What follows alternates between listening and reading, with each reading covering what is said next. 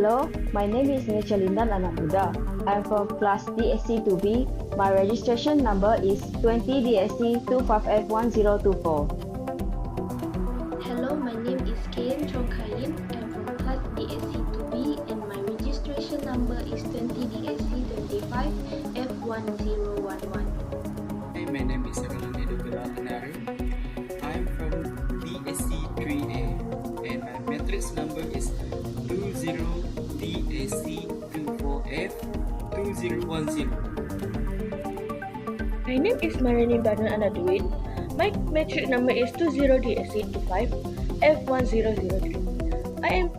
I am from class DSC2B.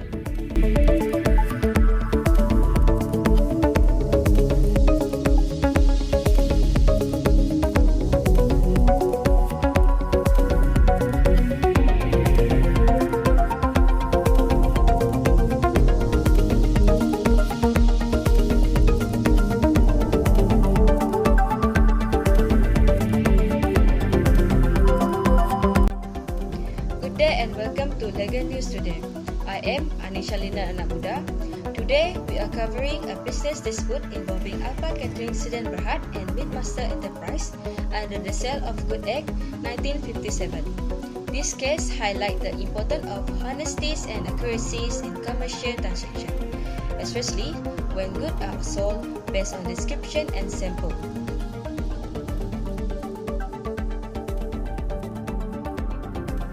The main issue is whether Alpha Catering has the legal right to reject the good, terminate the contract, and claim damages after receiving goods that did not meet the agreed description and qualities. To give us more insight, let's go to our field reporter Ken Chong Kayin for the fact of the case. Thank you, our anchor Anisha.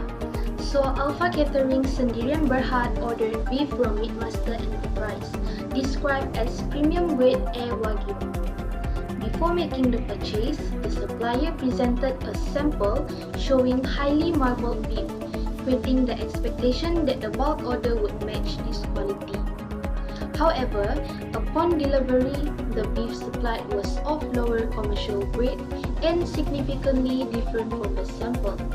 This mismatch caused dissatisfaction and potential financial loss, particularly since the beef was intended for a prestigious corporate event.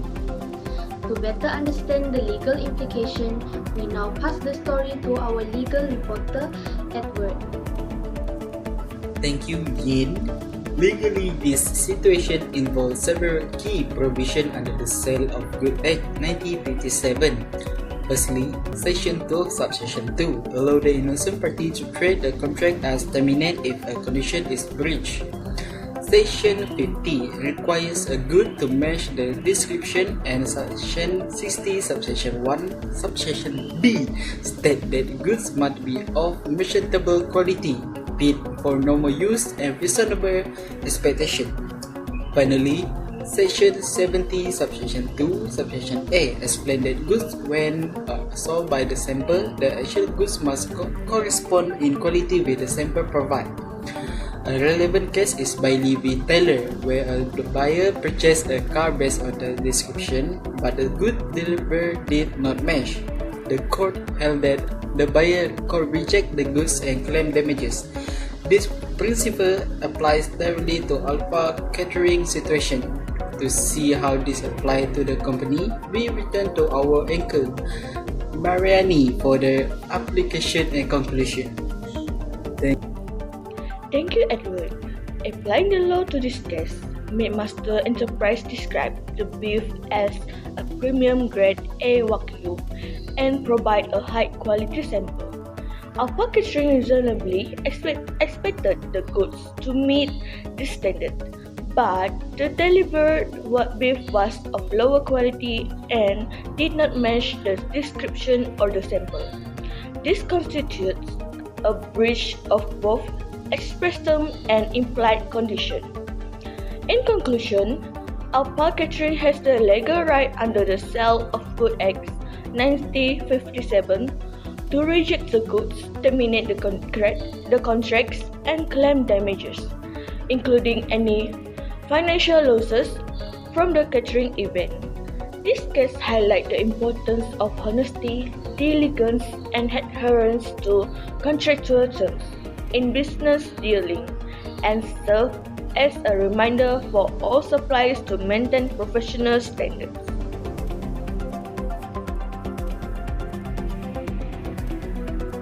Welcome back.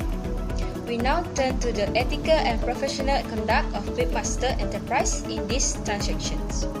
Beyond legal obligation, businesses are expected to act with honesty, transparency, and professionalism in all dealings. In this case, concerns have been raised regarding whether the supplier meet these standards. To examine the situation further, we go to our fee reporter, Kayan Chong Kayin. Thanks again to our anchor Anisha. Meatmaster Enterprise provided a sample of highly marbled Wagyu beef and described the product as premium grade A. However, the goods delivered were of lower quality and did not match what was shown during the negotiation. This reflects a lack of consistency and transparency as the actual product failed to meet the expectation created earlier. From an ethical perspective, suppliers have a responsibility to ensure that the goods delivered correspond with what have been presented to the buyer.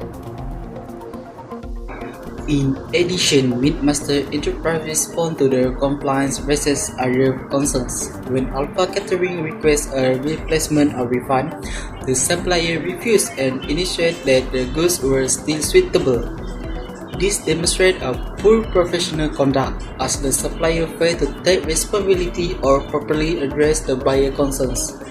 Such behavior reflects a lack of accountability and does not align with acceptable standards of customer service in business transactions.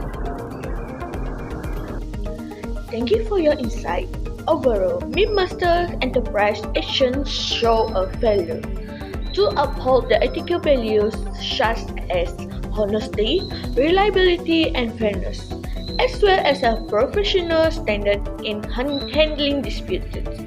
This type of conduct can damage business relationships, reduce customer trust, and negatively affect the company's reputation in the market. It highlights the importance for business to maintain both ethical behaviors and professionalism in all commercial dealing.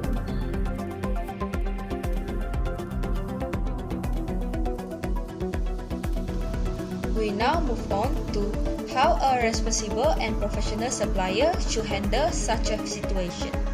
Maintaining ethical business practices is essential for building trust and sustaining long-term commercial relationships. So, what should Meatmaster Enterprise have done differently?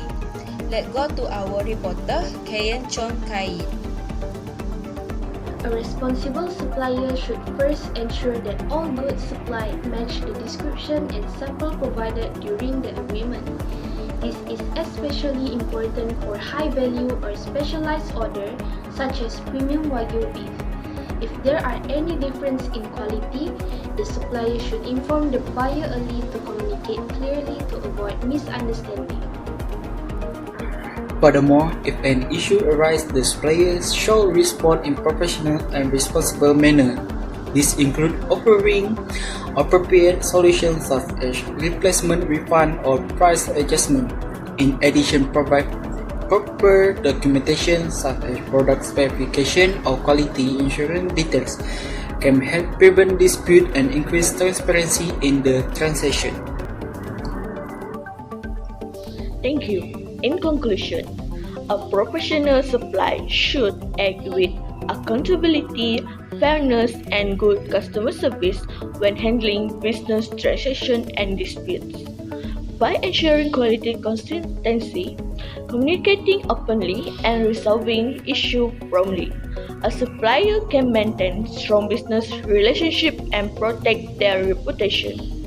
This case serves as an important reminder that ethical conduct and professionalism are key to long-term success in business.